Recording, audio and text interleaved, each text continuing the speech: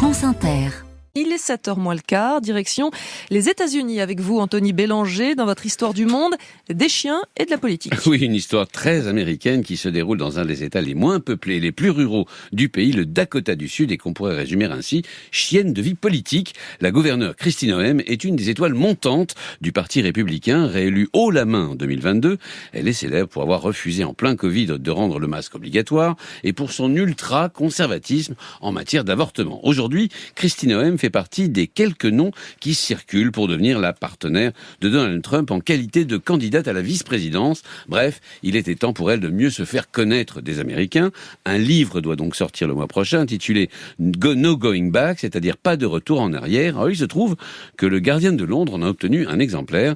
C'est dans ces pages qu'elle avoue avoir abattu un de ses chiens au fusil. Mais pourquoi raconte-t-elle une pareille histoire ? Alors, pour illustrer le fait, dit-elle, qu'elle est prête au, je cite, plus difficile, au plus sale, voire au plus laid, s'il s'agit de faire ce qui est bon pour le pays. La petite chienne en question s'appelait Cricket, avait 14 mois, avait un caractère difficile, était souvent excitée, un animal qui devait servir de chien de chasse et qui passait son temps, au lieu de patienter, explique donc la gouverneure, à courir comme une folle après tous les oiseaux. Bref, la décision de la gouverneure a été sans appel, inutile pour la chasse, le chien, une balle et on n'en parle plus.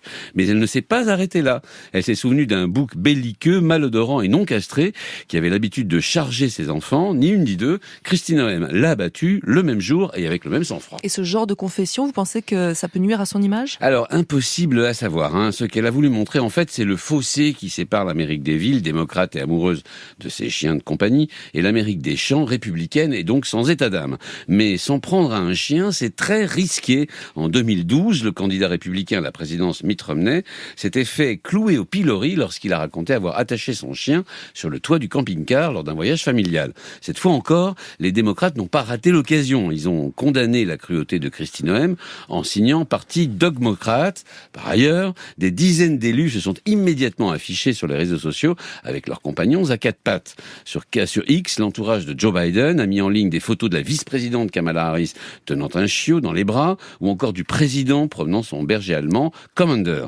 Quant à Kristi Noem, plutôt que de calmer le jeu dans un pays où 86 millions de foyers ont un animal de compagnie, elle a préféré assumer en ajoutant toujours sur X avoir dû récemment abattre 3 chevaux qui étaient dans sa famille depuis 25 ans.